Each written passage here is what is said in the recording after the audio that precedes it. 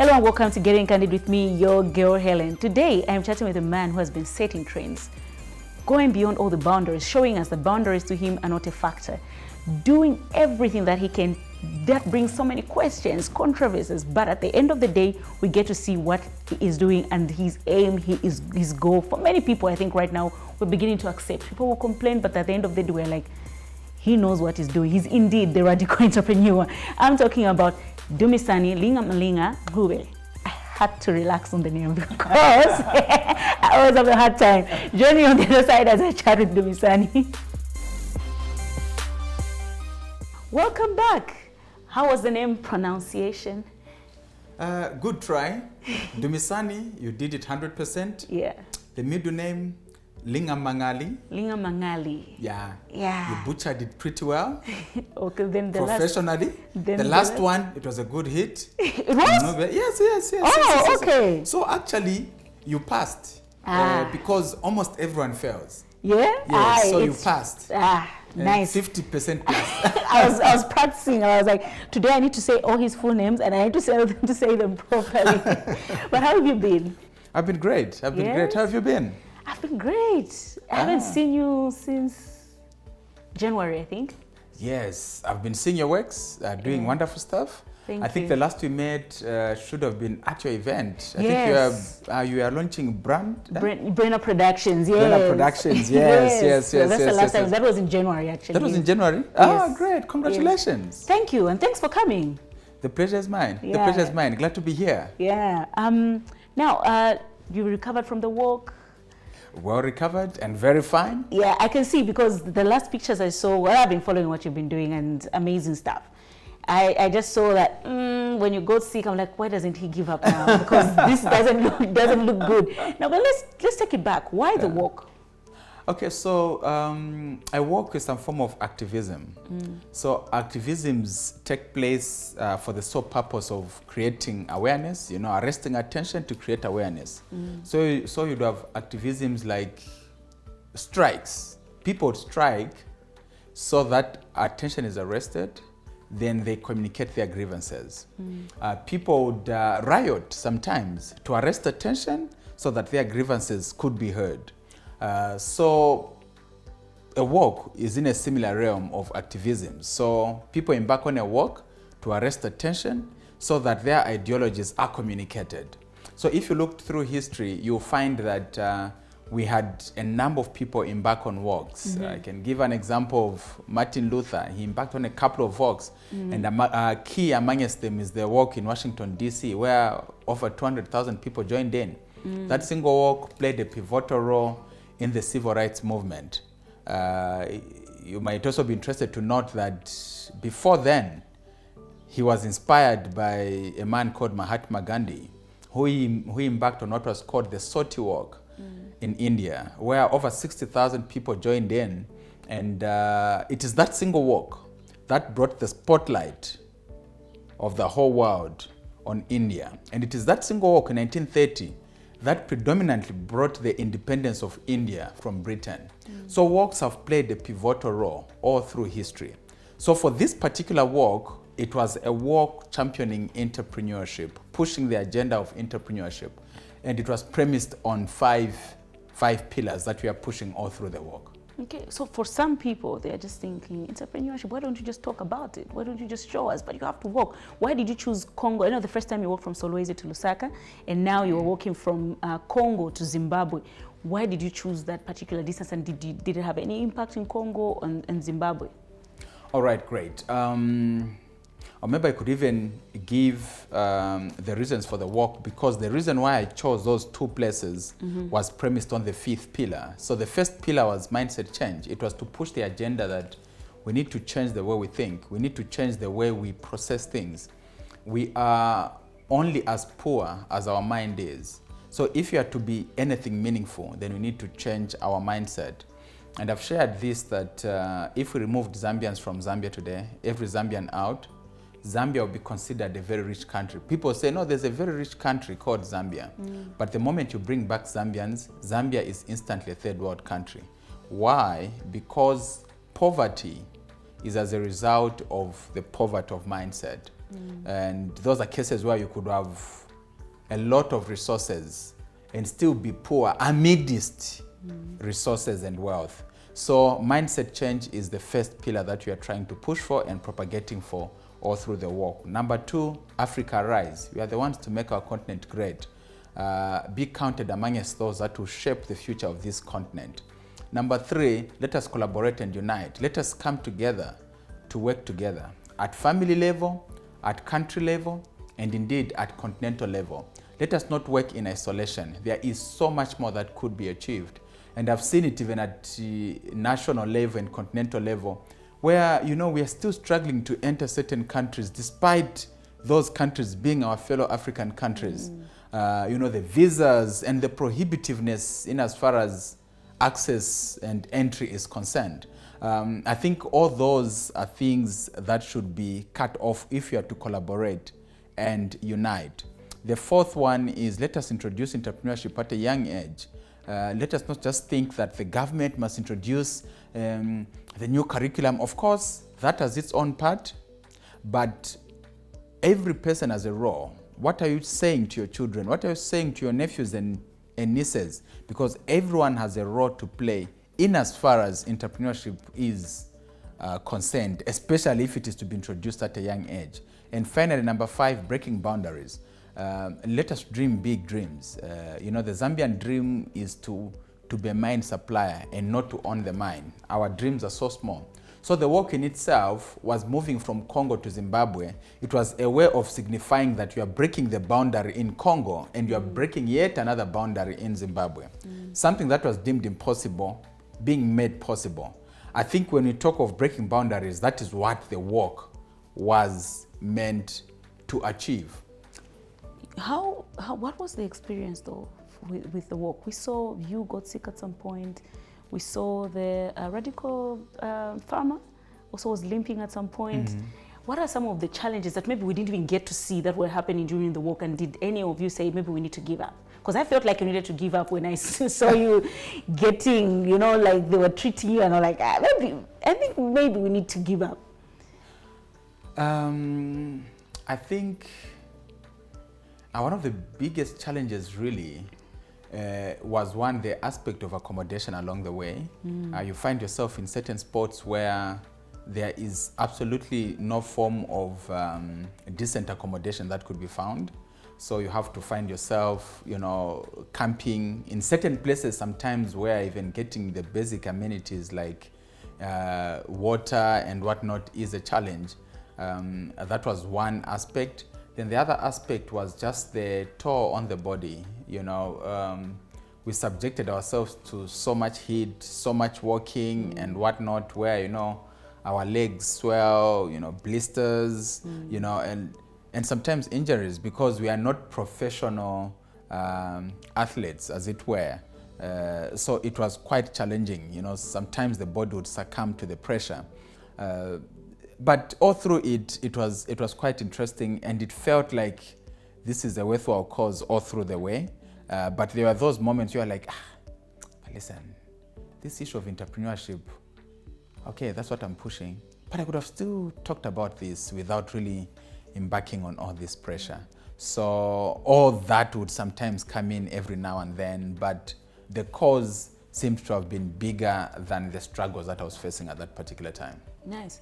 I saw that my people, the ladies, were like coming in and out. Was it deliberate that you didn't have to work with? There was no lady that was willing to work with you guys from the beginning to the end. Was that a deliberate structure, or it was just like I tried, I can't? Okay.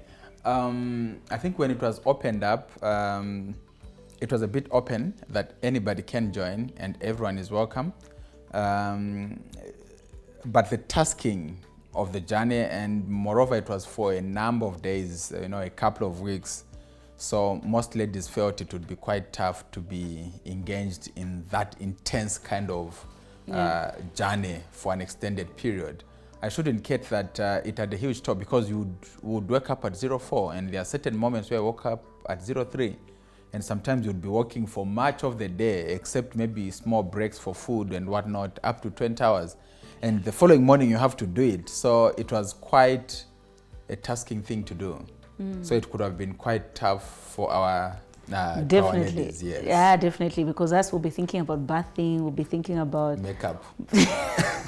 all these things, and you're thinking I'm getting sunburnt, guys, we're walking in the sun. Oh, yeah. But really, that was really good, and we saw a number of people coming in and support work for a short time, they go back.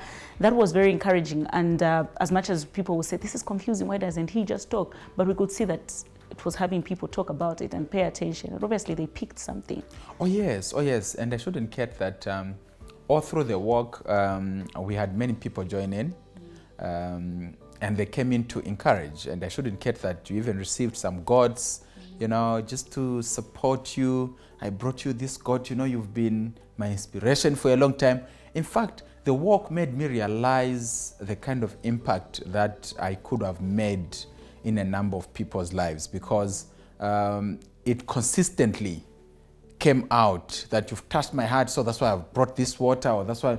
So I was like, okay, so there are people that are truly being impacted by my work. So it has encouraged me, and it has pushed me to want to do even more. And also the fact that it arrested the attention of the country, it just got to be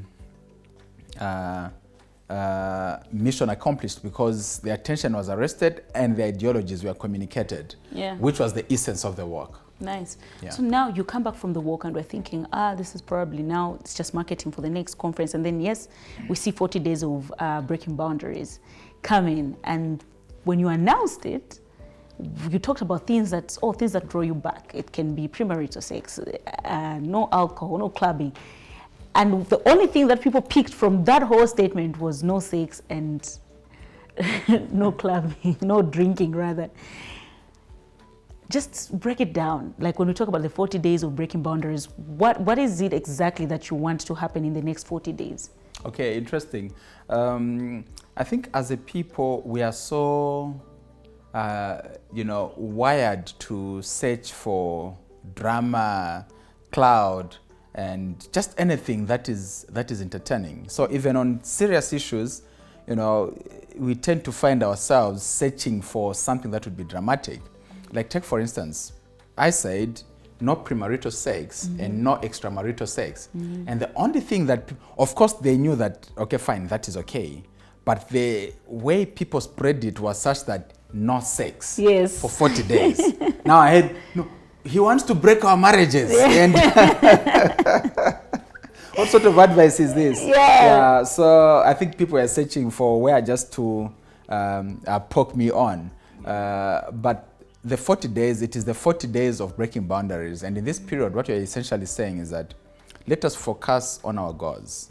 Let us shun away from things that distract us, such as premarital sex, extramarital sex, alcohol, clubbing, betting, endless, useless scrolling on social media, just all the things that distract us, and concentrate on our dreams and our goals. So for this period, we take it that we're gonna work hard. We want to stay focused on our dreams and our goals. We want to push the hardest like we've never pushed before. We just want to be focused. We'll cut off friends that distract us and spend time with friends that challenge us to be better. And the reason is very simple. We have very talented people, very intelligent people who can achieve exceptional things, who will never see the light of those exceptional achievements simply because they just do not have the discipline. They are distracted by many things. So you find someone achieving in 5 years that which they could have achieved in 5 months if they stayed focused. I repeat, you find someone achieving in 5 years what can be achieved in 5-6 months if they stayed focused without distractions. But because of these distractions and lack of focus, you find that the person spends 5 years achieving achievements that could be achieved in such a short time. And that's why you'd even find some people celebrating achievements that should have been achieved way, way back. Yeah. And what I'm saying is not far from reality. If you've been in school, you realize the power of focus. You see that a semester is maybe 6 months. The first 5 months, 2 weeks, one is playing around before exams. Not so serious, playing around and clubbing and whatnot. Then when it is 2 weeks to exams, the person decides to study hard, stay focused, move away from distractions. and you realize something interesting. In that 2 weeks, they will cover the course for 6 months and even pass the exams. Yeah. What am I putting across? That work for 5 months, 6 months can be achieved in 2 weeks if you're focused. Now, this is the lesser focus that I would want my fellow Zambians and indeed Africans to have. To say, let us be focused. Let us focus on things that challenge us to be better people. Let us focus on that which positions us to be great. You see, if you looked at our social media space, we are looking at scandals, we are looking at drama, we are looking at who's leaked what video.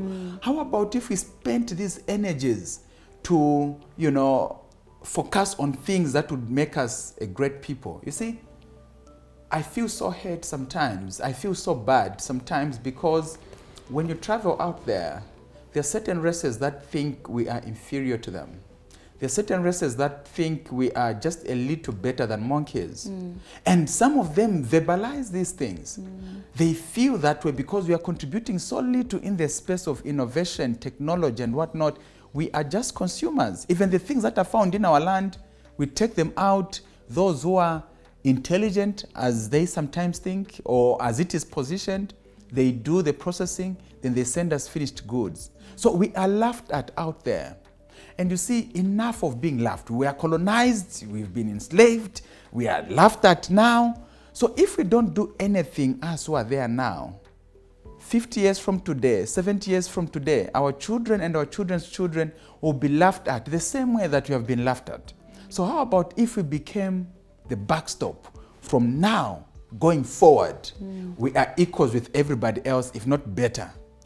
From now going forward, Abash being laughed and being seen to be mediocre. From now going forward, we want to be people of excellence. From now going forward, we'll be people who are innovative, hard workers, focusing on the dreams and not things that distract us. So this 40 days, to me, is personal to me because I would really want to see Zambia rise and Africa rise. And I feel maybe we're existing at a time such as this to make the difference in this world.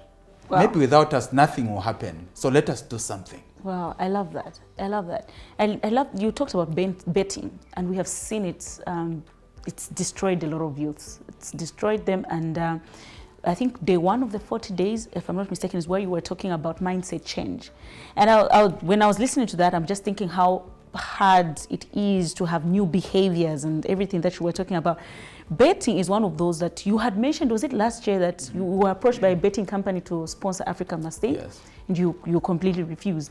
What's your take on betting, and how do you think a lot of youths can start working on themselves to stay away from that? Because it's an addiction.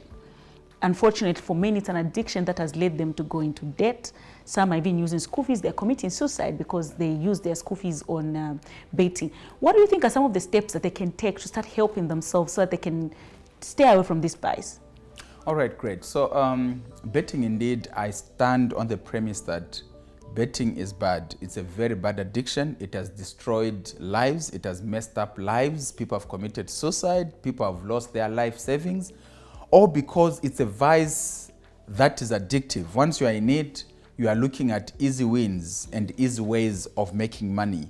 Of course, what tends to happen is that those from the betting side would come in and give adverts that seem to suggest that people win. It's like, you know, the beer adverts where they show people who are responsible, you know, looking so good, you know, after work, chilling, having fun and whatnot. So it makes the advert seem like it's a good thing, it's a way of hanging out and it's so great, so you can take alcohol and whatnot. It has no effect and impact. Yeah. But they don't use the real consumers of alcohol. The real users, I mean, everyone has a certain uncle somewhere who has been overtaken by alcohol such that those are the real consumers of that product. Yeah. But they don't use them on the adverts because they feel that these real customers don't need to be seen. They'll demarket. Yes, they'll demarket. So the real customers will demarket the product. Yeah. So in a similar way, betting, you find that they'll show one person who's won and they'll want to market and exploit the market all because of that one person. But the question that I always ask is, fine, people win. If you say people win through betting, every business exists to make a profit. So question, where do profits for the betting companies come from? Because they make millions and they are taxed so much and they pay lots of taxes. The question is, where do they make their money from? And if you looked at it very well, you realize that it is through the many who make losses, because the system is made such that people need to lose. Only a few would have an opportunity to win. That is where they make their profits from. So if we truly understood it that way, the youths and many others who've gotten into this vice with the hope of making it big, because some people generally think we'll make it big, and they're forgetting that the company is also looking at making it big, and they'll only make it big when you lose.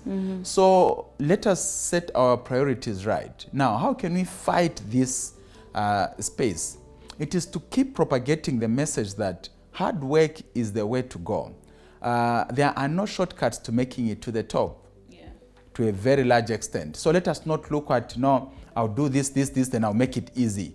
It doesn't work that way. It calls for hard work, it calls for consistency, it calls for one to keep pushing. And this is the message that must be inculcated in the youth and everyone else, that wealth and riches do not just come like that, like magic. There is sweat and effort that needs to be put in. Love that, love that. And we hope to see change, because we have seen too many people that are going down that route, and haven't seen anybody reach from betting. Well, you'd never, because even those that truly get to win, and studies have shown that even those that have truly won millions, sooner than later those millions disappear. Sometimes through gambling itself. Yes, and sometimes through their lack of preparedness to build wealth. Because, you know, if you looked at wealth, wealth is centered on how much you know and how you understand how to manage this wealth. And that is why if I gave you 10 million kwacha today, it doesn't make you a millionaire. You just have millions, because a millionaire is a person. It is the mindset. It is the thinking. Millions is what you have. So if I gave you 10 million, you are not a millionaire, you just have millions. Because it is just a matter of time before that 10 million disappears. Why? Because your mindset is that which is not, is that one which is, you know, retrogressive in a way. And in a similar way, if one has been investing in their thinking, in their knowledge, in their everything, you find that even with 100,000 kwacha, they'll be able to turn it into millions, because a millionaire is a person. So you won't see someone who is so rich from betting, all things being equal, simply because most of them, they've not invested the discipline of handling finances, the discipline of working hard. They are always looking out for easy way outs of making wealth. So because of that, they find themselves spending recklessly. Even if they were to win, they would spend recklessly because they are not built to build wealth. Nice, I like that. So now there's something that I feel like a lot of people need to learn from you and hear from you, is how you get sponsors. You got sponsorship recently and social media went crazy. They were like, how is Africa Must Think worth 3.4 million kwacha? How? It doesn't make sense. This guy, whatever he's doing, this is just crooked. And others actually felt like this year's Africa Must Think should be free because the bank has already paid. Has paid it all. Has paid it all. But what do you think you'll be trusted so much, and a bank will say, we trust what you do, we trust Africa Must Think. What do you think you did right? Okay, I should indicate that it's an issue of being deliberate about how things are done to begin with. Being deliberate in as far as discipline is concerned. Let me break it down. This year's Africa Must Think is the 8th edition. This means that I have done it for 7 years consistently. This is the 8th year. And all these years, it has been growing. So there has been a component of consistency. So people are looking at today, they are not looking at the one in 2018 when we started. So there has been a component of consistency. Number 2, there has been a component of excellence all through. We have been getting better, pushing to do things nicely and whatnot. So there has been that excellence that has been shown all through the years. There's a track record to see, behind that. There's been a component of discipline as well. If you looked at my brand, I find myself in cases where even people get to attack me on social media and sometimes other platforms. They would say what they would wish to say. But never at a single time would you find myself engaging in some form of beef with anybody. Why? Because I disciplined myself to see to it that my brand should have a certain identity. I don't engage in confrontations. All I stand on is this is the message, this is the direction that I would want the nation to take, this is the direction I would want the continent to take, and I'm very clear on it. So because of that discipline, people see. Then finally, I would say what could have also played a pivotal part is being clear on the direction. There are certain times when people would say something about me on social media, then some would come in and say, no, Dumisani can't say that. Why? Because my direction is very clear, and because it is clear, people know what I can say and what I cannot say. So it is very, very clear. So because of that, it has built the brand to a certain level where it becomes a lot more bankable.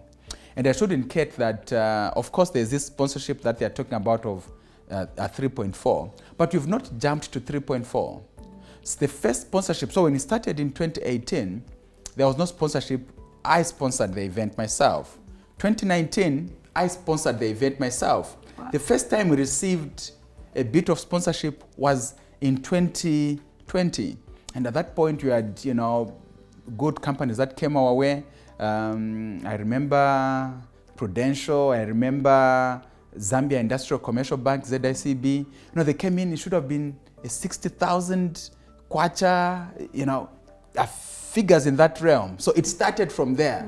And at that point, I should indicate that 60,000, by the way, was unprecedented at that point. It was like, wow. Yeah. How? Yeah. Yes. So we moved to 2021. I think the highest we had for a sponsor, we had a couple of them, and it was 100,000 kwacha per sponsor.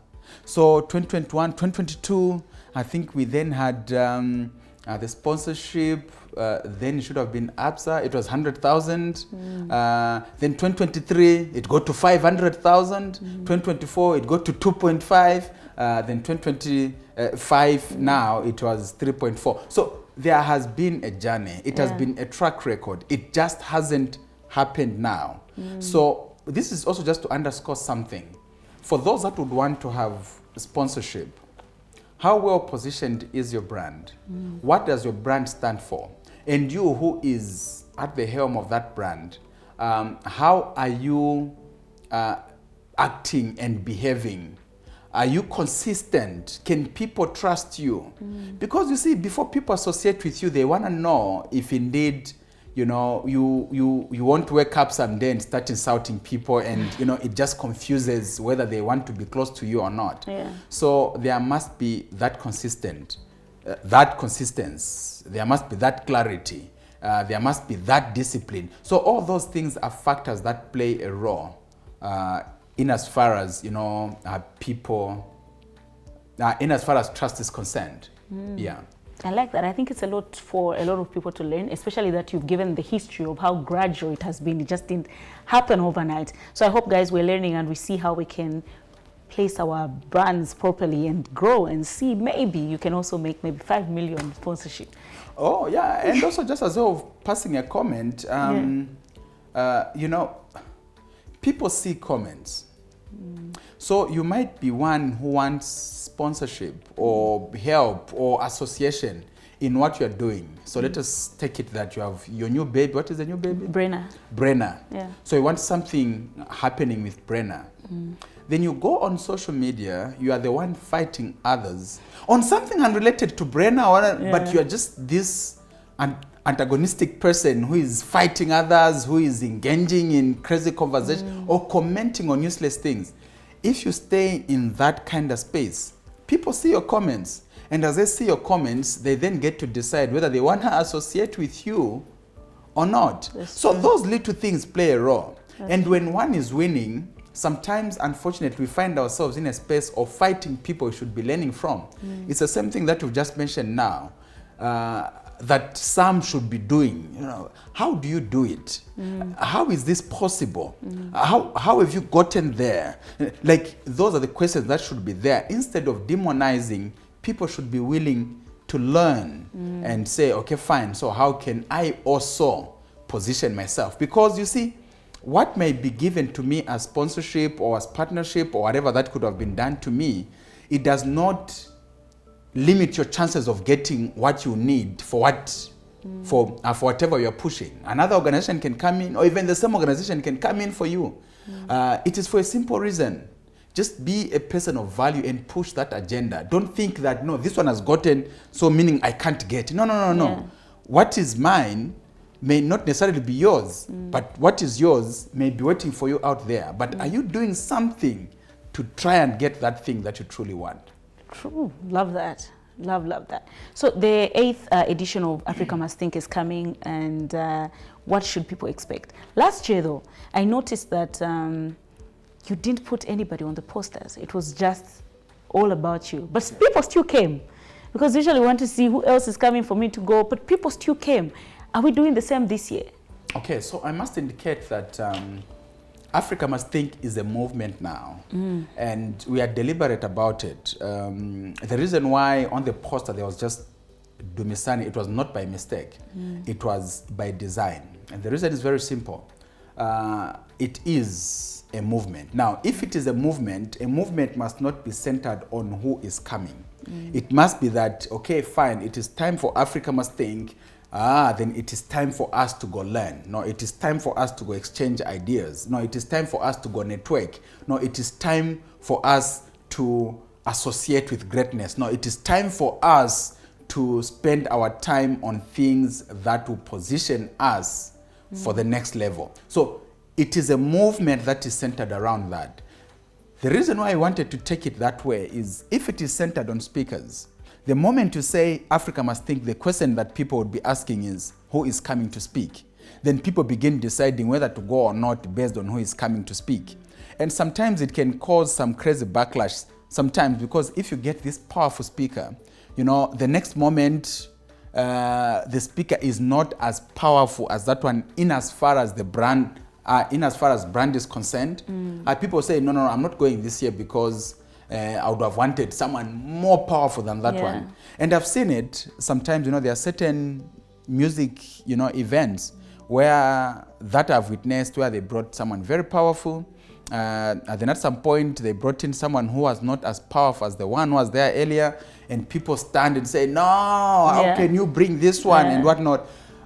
So as a result, people make fun of the event sometimes and whatnot. But to avoid such things happening, you want to see to it that the event is bigger than the person coming to speak.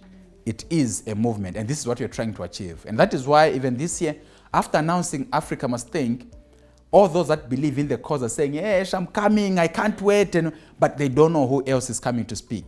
The key is that on the day of the event, the people who are speaking are well prepared, are great, and they deliver accordingly. To us, that is the target. But as to who will be there, we may not even announce at all, just like we have been doing. And where it is coming from, there was a time, some time back, we got a powerful speaker who is well known.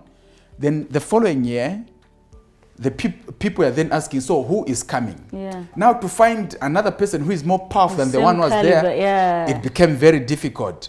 So it seemed to have been a challenge. So we thought, no. This route will be very difficult to sustain.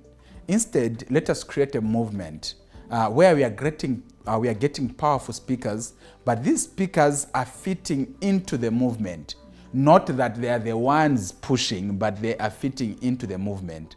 I think that felt like something that would be sustainable, and I believe we seem to have achieved it. And this year, we have exceptional international speakers that are coming in. Those who are local, we also have exceptional people that have done great stuff locally.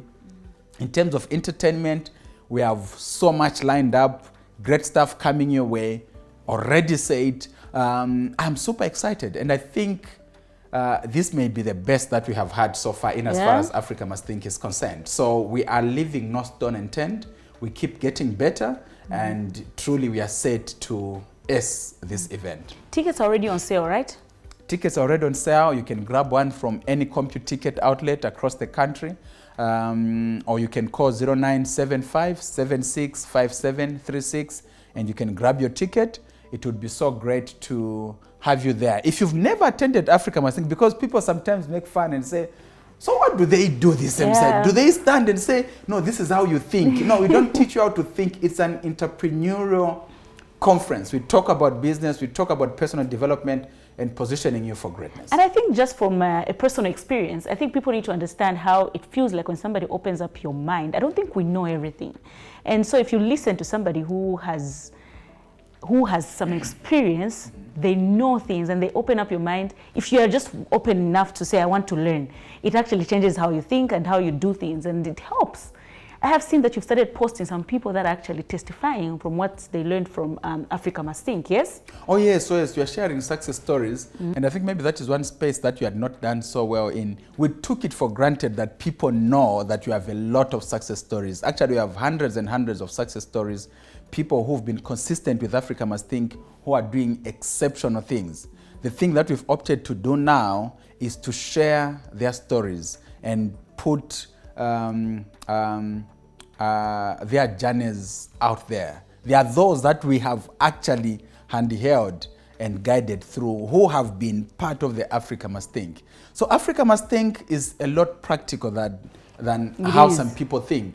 And now we are learning to blow our trumpet. There are many times when we've given, startup capital, helped out some, but would not blow it so much. Would always, keep it in a subtle way and whatnot. But then we realize that maybe others don't see the works that you're doing. That's true. So this is time now that we're also coming out to try and amplify our trumpet and also to amplify the stories, the success stories of those that have been part of Africa Must Think. And by the way, if it was not impacting people, there is no way that this conference could be growing. Yeah. Yeah, because there's no way that we could move from using an auditorium to the stadium with 10,000, 13,000, 30,000, 36,000 if they are not getting any form of progressive information, or if they are not getting anything productive out of it. They come back because they are getting something out of it. That is why people come back. So now this is what you're trying to document, why people keep coming back. Yeah. Nice. So any last words before we let you go? Thank you so much, Helen. It was such an honor being here, and I would wish to challenge my fellow Zambians and indeed Africans out there that you are the ones to make our land great. You are the ones to make our continent great. So let us be deliberate about it. No one is spending sleepless nights anywhere for the sake of our betterment. So we should be deliberate about positioning ourselves for greatness. So this is time for us to change the trajectory of our nation. Be the change that we have been waiting for. Thank you so much. Guys, I think you need to attend Africa Must Think. I don't regret attending Africa Must Think. It really helped me. I hope you do the same. So grab your tickets and be in attendance. Bye-bye.